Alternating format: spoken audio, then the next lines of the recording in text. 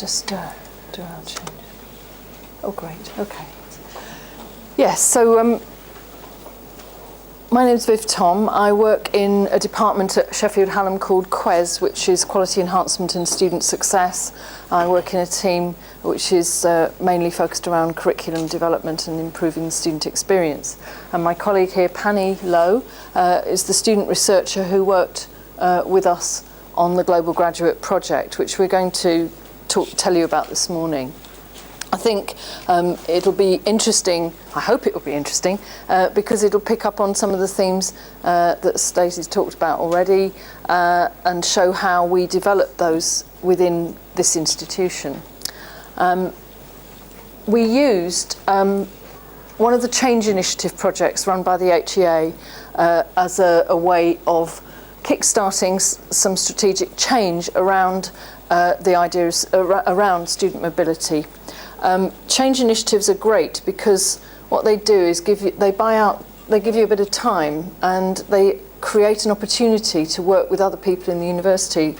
And so we had already got things going on in the university that we wanted to connect together. There'd been a review of languages teaching in the university a couple of years past, and the idea of a global graduate award had come out of that. And the part of that was also to stimulate language learning among UK students particularly. That was the idea, with plans to offer free courses, or at least to offer courses in languages to all students at undergraduate level. And so that the review policies and the idea of a global graduate award needed to be taken forward, but they weren't going anywhere. And the change initiative helped us to do that. The employability strategy was also under review, and this gave us a kind of strategic focus to connect up some of the things that we were learning from the University of Scotland, the NUS Scotland, and the university's research there, which showed very clearly how much employers valued the kind of experiences that students got from studying and working abroad, and in particular the resilience and the confidence and the ability to handle challenging situations that created. And so this was exactly the sort of thing that we wanted to build into the employability strategy, and also as a way of internationalising the employability strategy. In addition to this, one of our executive, the Pro-Vice Chancellor for Learning and Teaching, asked us to conduct an audit into student mobility, how much was going on, what was going on, where was it going on. So this gave us an opportunity to really look at what was happening in the university and to support and connect some of the things that were going on. The group that was involved in the change initiative was myself. Panni is a student researcher who conducted the research for us, both looking at the kind of literature and the statistics and the reports and all the stuff that says, this is a really good thing to do at all levels. We also had the opportunity to bring together a member of staff from this faculty, the business school, who is a language tutor and work placement supervisor, who, an academic member of staff, who works on the international business courses. So she had a lot of hands-on experience of how it worked for students, albeit in one faculty. And a member of administrative staff from the Department of International Development, who tend to be much more focused on recruitment and marketing and outside of the academic learning student experience process. I'm sure that will be fairly familiar to a lot of universities. And so we brought together colleagues from different areas. And this particular colleague also is the central coordinator for the Erasmus programme. So you have Erasmus happening in all the different faculties, but is centrally business run by a central department. So it was a good opportunity for us to work together, and I think we'll continue to work together as well. So I recommend using the change initiative as a way of moving forward. As you can see here, this is the kind of thing that we were uncovering from our research into the field that there's a strong sense that the students who succeed in getting jobs, the enhancement of employability comes out of this ability to thrive in difficult situations, to show resilience, to cope if they're sent halfway around the world, to get out of their comfort zones. And this is what we're talking about, isn't it? How we get students to do that.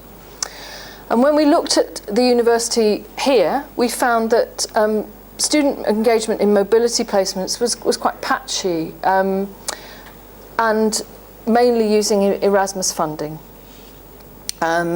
So there were one or two faculties where there was hardly any mobility at all, and other faculties where it was flourishing. And very often that was because of the subject matter or the connection with compulsory study abroad as part of the course, i.e. in international business, students with languages in their courses, and in areas where there were individuals on the staff who were promoting study abroad, either for particular reasons of their own interests, their own connections with other countries, or simply because they were keen on it. There were some small initiatives where students were going further afield than Europe, sometimes self-funding, sometimes unknown to the university, although there were a few of those, students who just went off in the summer and went to somewhere in South America.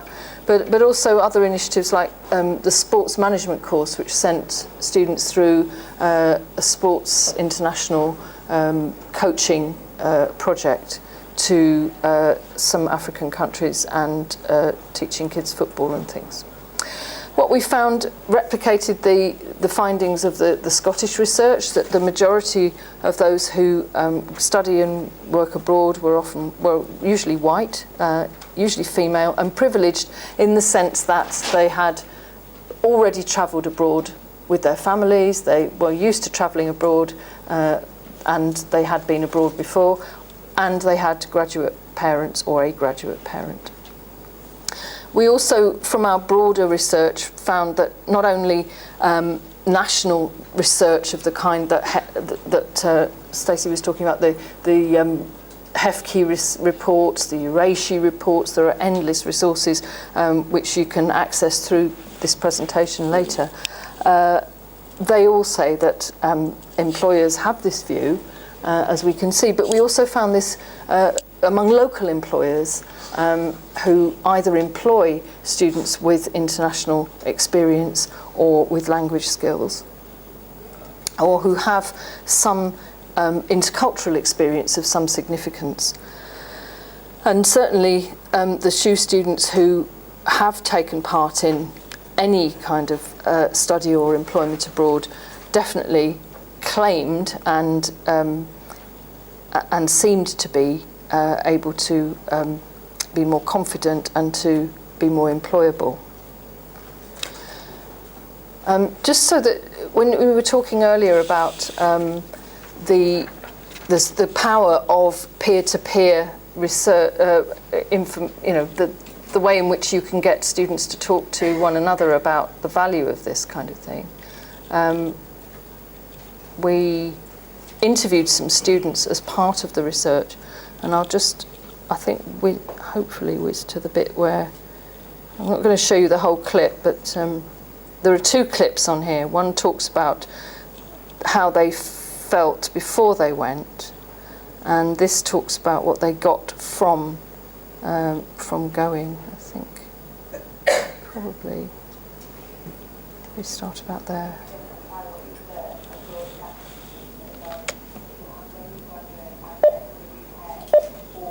Anywhere in the world, because once you've been to live in a different country and work there, you're not so afraid to go to another country that you may not have visited. So I worked with contracts all day basically, so there was a lot of specific vocab that I needed for that, and by the end of it I could speak, like, my vocab in relation to my job was better than my general vocab, so I had to speak on the phone a lot in my place in Spain. And I could have a conversation with a client about my job better than I could a social conversation with my friend at a bar, because you do it every day for 9 hours a day. And I have to be quite, just take that into my own hands and be like, I've got a problem and you just keep piling work on me and I can't manage, you know. And it you know, I felt really ridiculous doing that first, approaching my boss and telling him he was giving me too much work, but, you know, don't ever be scared to do it. It was nerve-wracking for me as well, just to think like, I'm going to be an intern in this company that's got a reputation and they're trusting me to, you know, have I got what it takes? Some days I would go in and my boss would just shrug and be like, there's nothing to do for you, just sit there. And I'd be like, what? Like, you know, what? I mean, I did that on myself and I went and sat on different departments to learn about their job. I just used to sit next to people and be like, can I watch you do your job? Can you teach me Photoshop? Not that I needed it for that job, but, you know, later on in life. I think people are expected to have good IT skills and it's not always the case. Like, I'm awful on computers, really. I think it would be helpful, like, placement-specific IT tips. Yeah. I had to write a website. I had to do creative writing in not just my own language, in Spanish. I know I was in France, but I worked a lot for the Spanish side of things. So I learned how to write for an audience, for a website, for people. You know, I learned how to sell like holidays to people, and I learned how to cope with that. I had to write about 9,000 words a day.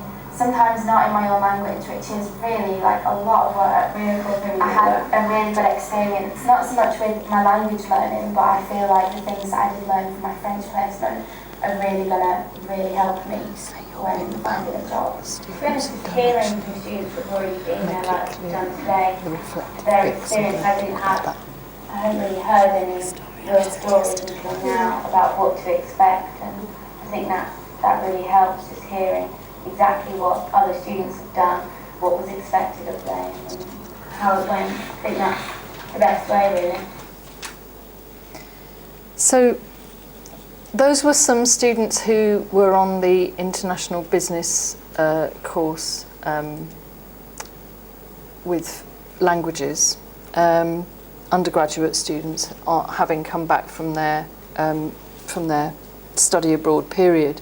And I think it's really interesting how they talk about the wide experience of work, both not having enough to do and having too much to do, and the surprising things that happen to them, expecting the unexpected, being stretched, and actually beginning to see the value of their experience in a wider context. Although that isn't always the case, and Panni, who was doing the research with the students, found that there was she's got an interesting thing to say about that. So I'll just pass it. Yes, I was speaking to a student who was doing a primary education teaching course, and she'd done her job application to apply for her first job as a primary school teacher, and she asked me to have a look at it. And I looked at it and I said to her, but what about the year you spent teaching English as a second language in Vietnam? And she said, yes, but that wasn't with primary school students. And I said, but how about putting I have international teaching experience? And she said, oh, that sounds good. And I said, because employers really want to know that. And she said, really, do they? She'd also spent time in Brazil, for a period of about 3 weeks every year. She didn't see that as important either.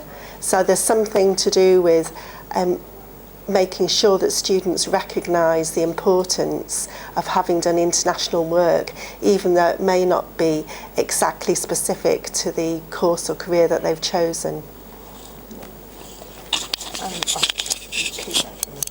And so that when we're talking about making students do the work, I think it's also about ensuring that part of the accreditation process would involve serious reflection in relation to their employability skills. This slide shows one of the students who is a kind of student ambassador.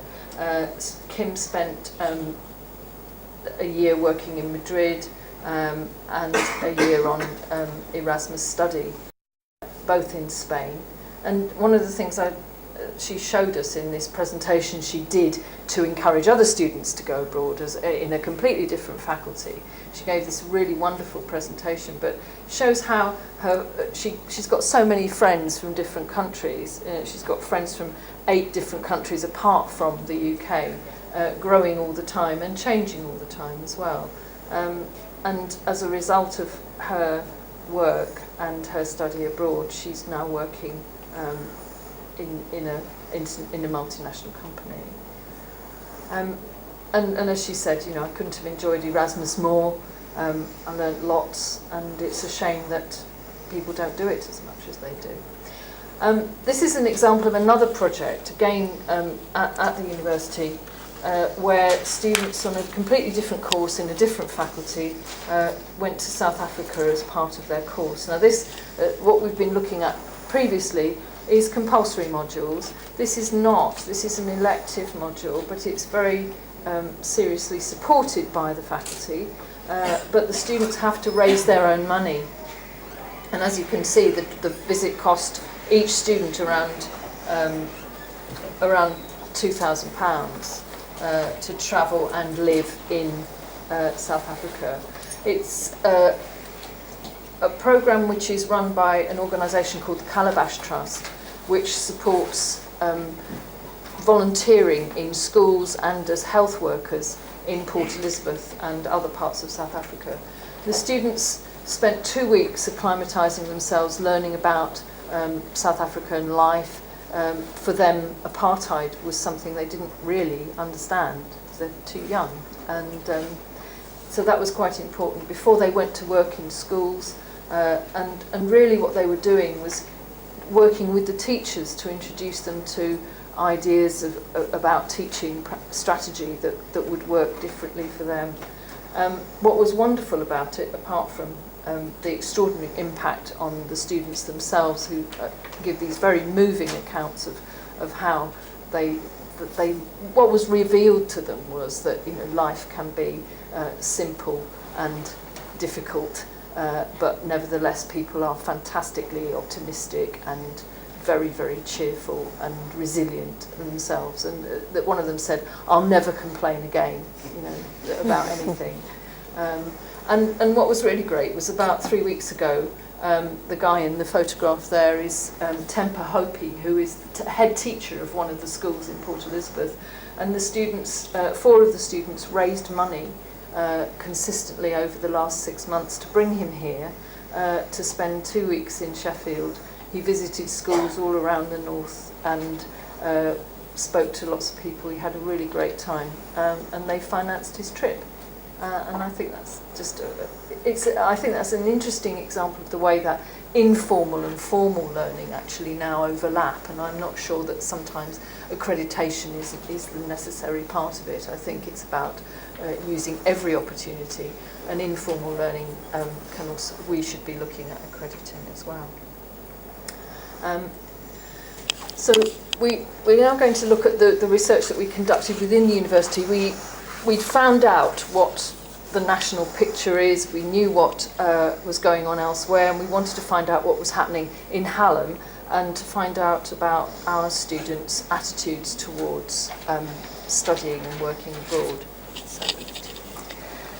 So we did this survey with first year students across all faculties.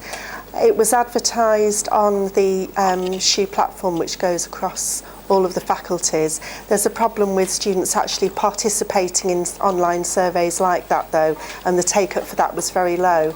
So what we did was we took the survey out in paper form to different events, which slightly skewed the results because a couple of the events were here where there were students already interested in international study. But there were other events that I took the survey to, for example, after health lectures, and saw students there, and there was a good take up there. So we got 46 surveys completed in the end, which is a low number when you consider the population of the whole university. So these results have to be borne in mind in relation to that. I think something that was really positive about it was, out of those 46 students who answered the survey, the majority of them said that they would be interested in working and studying or volunteering abroad. And I'd just like to say about one art student who had come to Sheffield to study, and she had not been to London before she came here, and told me about the experience of going to London and all about catching a tube in London, something she'd never experienced before. Taking part in the survey and being asked would she be interested in studying or working or volunteering abroad, she said yes, definitely, I'd love to. So I think there was definitely something we learnt about the city. It helped to raise the profile of those opportunities, maybe sometimes to make students seek them out, or maybe they just heard a little bit about it, and then this had reinforced that information about that there was something there that they could look into. The surveys were available to complete between November 2012 and March 2013 this year, and I think the students saw the benefits, as we'd imagine, about increasing confidence and developing social skills, meeting new people, developing independence, and a majority of them really wanted to experience different cultures. There was also a few of them who also said that they would like to help people in other countries as well. In terms of the barriers, as we've already heard from Stacey's report from Scotland, finance was the biggest barrier. So that was no surprise from the literary research that we'd done, and we looked a lot at your study from Scotland. That was the main barrier. Also language too as well, and to a lesser degree actually, which was surprising I found, was the issues of anxiety and homesickness and unfamiliarity, because in this small sample, as I said, the students were really keen to take up opportunities abroad as long as they knew about them and knew how to access it, and also had information from students who'd been before. So the conclusions to the survey that we did were about promoting opportunities, the need for funding support, and language skill development. So there's a lot of work still to be done on the publicity of the opportunities that are available and the support given to students to take those opportunities up as well, because some students, as I said, might have heard a little wisp that there might be something somewhere, but they weren't quite sure always how to follow that up. The key thing, of course, is the financial support, and I also really agree with what Stacey was saying about the importance of work in schools before the students get here. As you know, as you can see, I'm a mature student. I'm not an 18 to 25-year-old student who were mostly doing this survey, and work that I've done before in schools myself. Just yesterday I had an example of a project I'd done in 2005 with school students at secondary school who were from challenging backgrounds, some who were about to face, they were on the stages to getting expelled and suspended. And one of those students came up to me yesterday at a different event I was at. I didn't recognise him, of course, because in all those years, and changing from being 11 to how old he is now, I didn't recognise him at all. But I said to him, "Oh, what are you doing?" And he said, "I'm doing business management at university." So, it's not about international, but that's because on that project we'd spoken about what you're going to do when you leave school, and we'd spoken about university.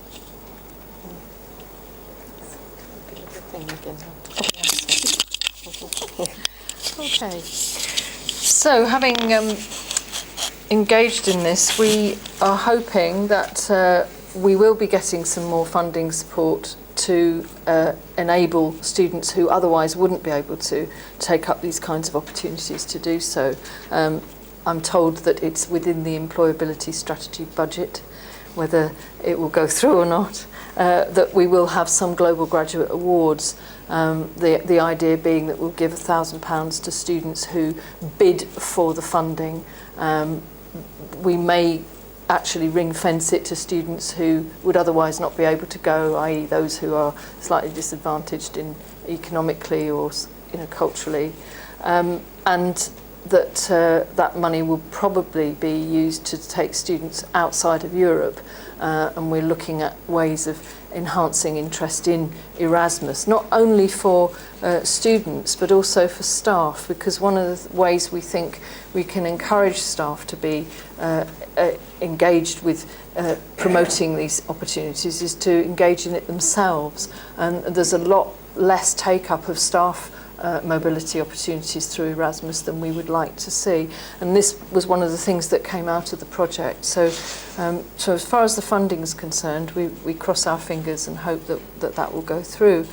In terms of the promotion, as a result of the initiative, we've started to promote study and work abroad opportunities at our open days much more clearly. It's one of the things that we offer as a university, so we're bringing that to people as they come over the threshold, when they're starting to be interested in applying to Hallam. And one of the things that we will take forward too is to work with our recruitment team to bring those ideas into schools when they visit schools and promote the university. And we'd like to see it as a selling point for the university, that we have a global graduate approach, and that we promote all these things. The languages review continues to be taken forward alongside the Global Graduate Initiative, and hopefully we will see more developments with faculties offering free language opportunities to students. We have one faculty at the moment that's piloting free study of a language within the course, and as we go through the course reapproval process, we're encouraging people to look at that as an elective or as a part of the course. I think within promoting opportunities, there's a lot more coordination now between the centralisation of the Erasmus funding within the university and each faculty's work around getting students involved. And we've been helping at 2 of the events where they promote the study abroad with students, and that's one of the ways in which I've picked up some of the resource that Kim, for example, talking about her experiences. But we're also able to now bring together a pack of resources that people can use at those events, which have quotes from employers and the film clips from students, and we're centralising that so that people can pick and choose which bits they want. They don't have to start from scratch, so there's a whole sort of package of resources to help people to show to students what the advantages are. And alongside that, we're also hoping to develop an online course which will help students to prepare for going abroad. Again, working with existing schemes which are part of our tandem learning and cultural awareness study that exists in the university already. From in terms of how we've conducted change or sort of strategically changed, I think what was good about the process, in that collecting research and finding out about what was going on and collating a lot of data, the qualitative and quantitative stuff, which is very persuasive, and at the same time talking to people who are involved in mobility within the university, we raised more interest. Just by going around talking to people, saying what do you do, and setting up a survey with staff, actually made people think about it more, and we were able to bring those people together as well, who might otherwise not have worked together. This is a very large institution, and people tend to work within their faculties and not across faculties. And so by being involved in this initiative, we were able to bring people together. As I've said, from a strategic and policy point of view, we've now got the global graduate idea embedded in the employability strategy, and hopefully too, as the university revisits its international strategy, it will become a key part of that.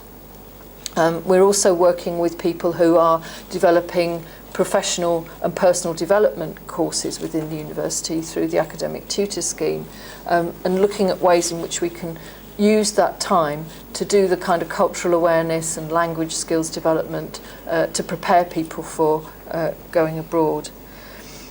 And in the process of working with students and collecting data, we've created a resource of videos, film clips, podcasts, slideshows, a whole series of things that people can use to promote further activity. And on a final note, I think what we hope is that it won't just be about students going abroad, however long or short their stays might be. We hope that more of them will do that. But that at the same time, it will raise questions about how students can engage in internationalisation at home, and how much they can do working with perhaps different cultural communities within the city, or just simply challenging themselves to work with people who are different. And what they will get from that may not be language development, but it will certainly stretch them, challenge them, and hopefully provide them with experiences that are unexpected and useful to them, that they can come back and reflect on in terms of their employability.